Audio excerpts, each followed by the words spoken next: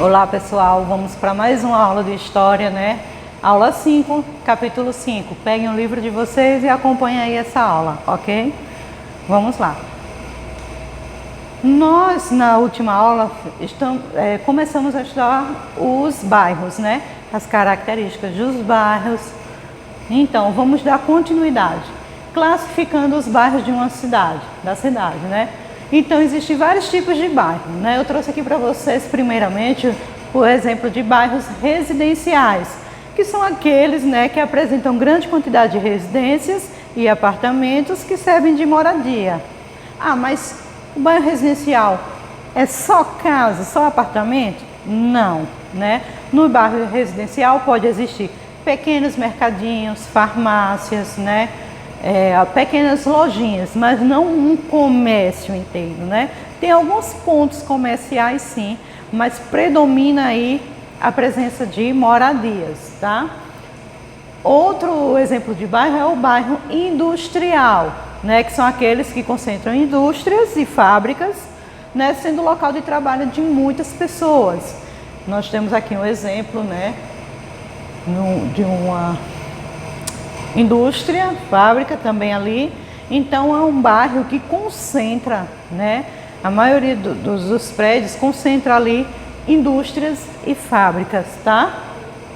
Nós temos também os bairros comerciais. Aí sim, que são aqueles que têm comércio intenso, que atrai pessoas de vários locais da cidade, certo?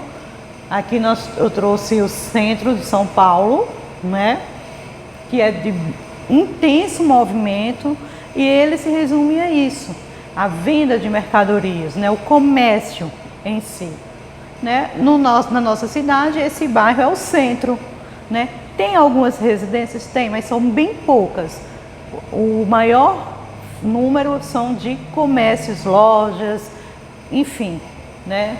Lojas, padarias, lanchonetes. É um bairro comercial, tá? E temos também os bairros mistos. O que seria isso? São aqueles que, além de possuir uma grande quantidade de moradias, também atrai pessoas por causa do comércio, tá? Então é uma mistura de moradias e comércio, certo? Nós temos aí também exemplos desses bairros. Mas os bairros não são só isso, tá? Os bairros também são cheios de história. Aqui é o bairro do Mucuripe, no ano de 1920. Naquela época, vou contar um pouquinho da história dele para vocês. Naquela época, né, esse bairro era simplesmente uma vila de pescadores. Era apenas uma vila de pescadores que tinham sua vida voltada para a pesca, né? O ganha-pão deles era ir para o mar em suas jangadas, pescar para vender, e essa tradição eles passavam de pai para filho, certo? Os filhos também aprendiam esse ofício. Então era uma vilinha de pescadores, pacata, e que iam de tradição em tradição, passando para os filhos esse ofício da pesca, tá? Mas com o passar do tempo, a cidade foi crescendo, foi ficando, tendo a necessidade de mais construções, por ser um local beira-mar, né? Esses pescadores se viram na obrigação de sair dali, morar em lugares mais longe, né? Em bairros mais distantes, e ali ficou então um bairro nobre, né?